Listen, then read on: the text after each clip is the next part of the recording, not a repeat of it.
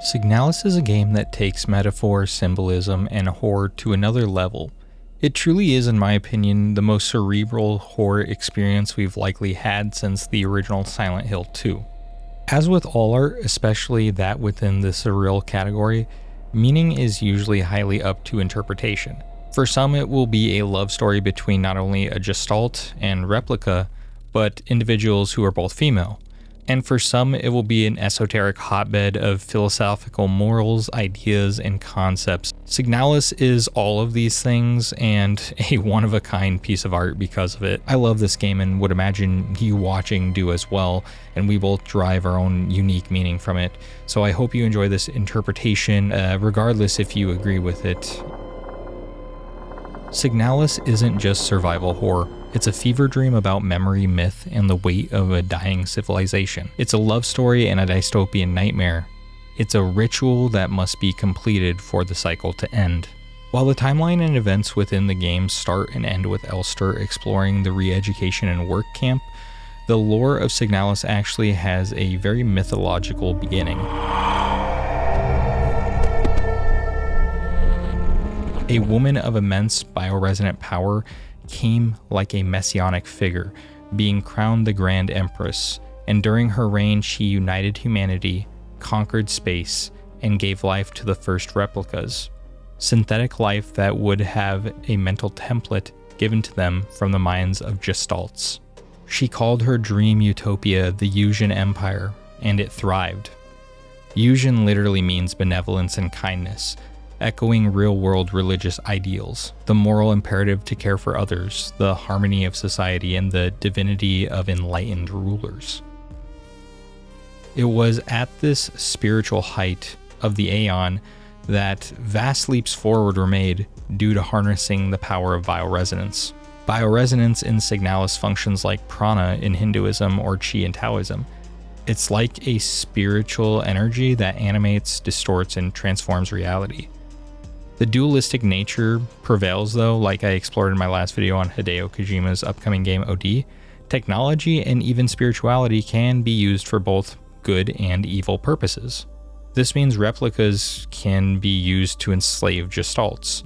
Bioresonance in the wrong hands could lead to oppression, distortion, the eventual downfall of society, and even bring about a borderline end times event that could cause reality to collapse. One of the core themes of Signalis is entropy, and civilizations are no exception to decay.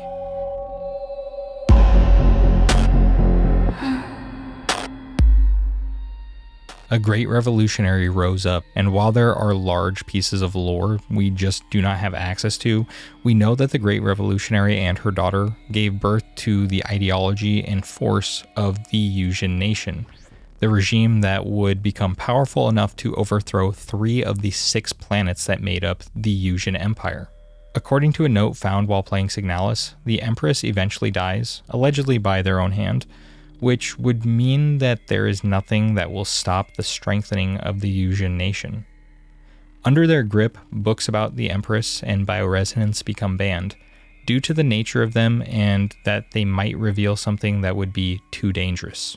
Unfortunately for the citizens, the depravity of the nation grows as they start openly persecuting and killing those who show signs of bioresonance, stamping out individuals who could one day rise up and become dangerous to the nation, all while they exploit bioresonance themselves for their own control, creating weapons and psychic surveillance systems from replicas with high levels of bioresonance. The dichotomy between the Yuuzhan Empire and nation mirrors many religious and philosophical warnings. Heavily implicated is humanity's depiction as a fallen species. At one point, humanity was going where no one has before. Now half of the population is under a repressive regime, and the whole universe is in a civil war. Every amazing and uplifting thing that the force of bioresonance could do now being a source of fear and oppression. The politics of Signalis appear to paint the idea of the spiritual drift that occurred in humanity as it wanted to reject the Grand Empress, and by the time we get to see the events of the game, that spiritual drift has widened and darkness appears to be vastly overtaking even infecting the world.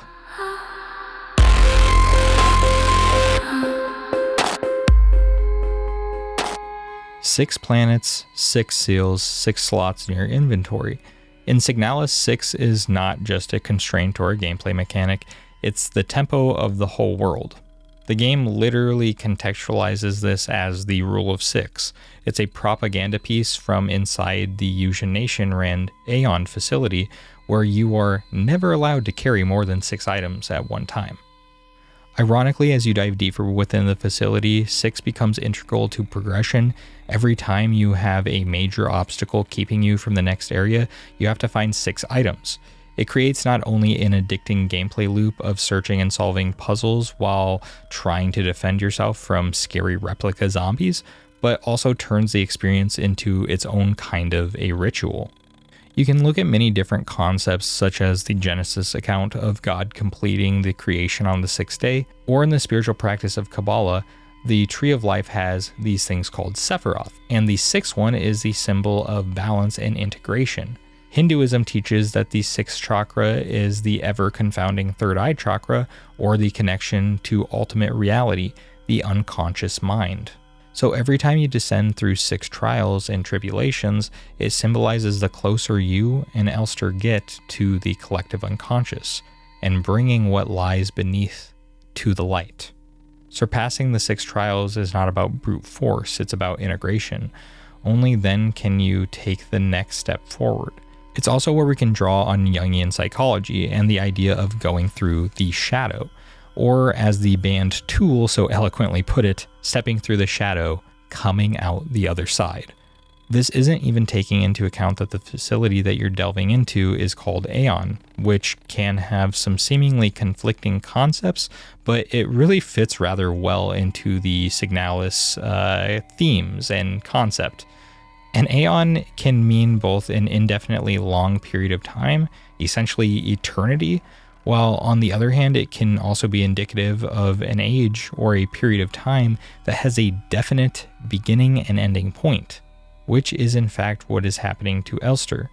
She is both at the beginning of a journey every single time she comes back, yet she has gone through this experience so many times because she has not yet figured out how to keep her promise to Ariane. So while there was a one-time event that crash-landed them on the planet, they have gone through what seems like an eternity.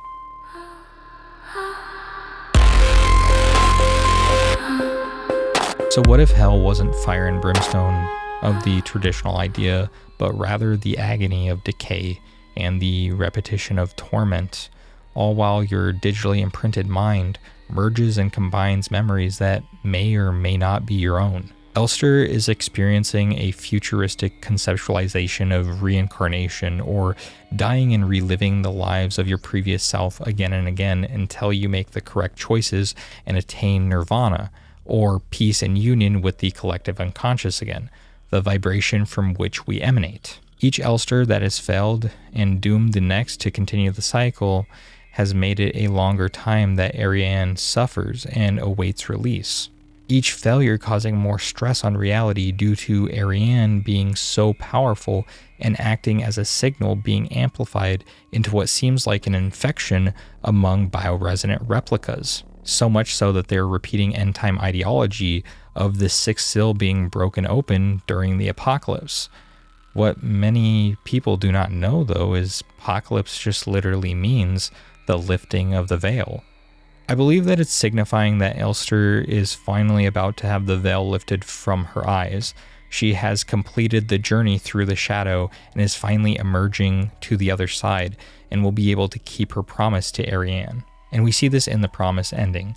Elster finally stops orbiting the pain and enters through it, and surpassing that 6th chakra where intuition and vision becomes liberation. Referencing back to Kabbalah and the Tree of Life, the 7th Sephiroth is Netzach, which translates to eternity and victory.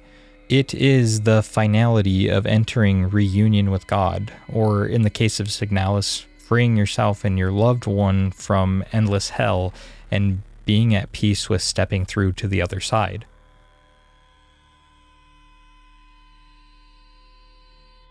I guess if you made it this far, I genuinely thank you for spending time in this world with me, because Signalis lore has so much depth. It's just hard to encapsulate all your thoughts without, you know, the ADHD brain taking you down way too many different layers. So yeah, Signalis is definitely something I would love to keep exploring in the future. And if you would like that, subscribing really does help out a lot. And please, you guys, feel free to share your thoughts on Signalis and your different interpretations of what it means, because I love reading all the comments I get. It's very cool to see what you guys have to say all the time. And then after you're done doing that, why don't you check out my OD video? You probably will like it if you haven't watched it yet. It's pretty cool, has a similar fun vibe as this one, and I think you'll enjoy it. But if you don't check that one out, I will see you in the next video. Later.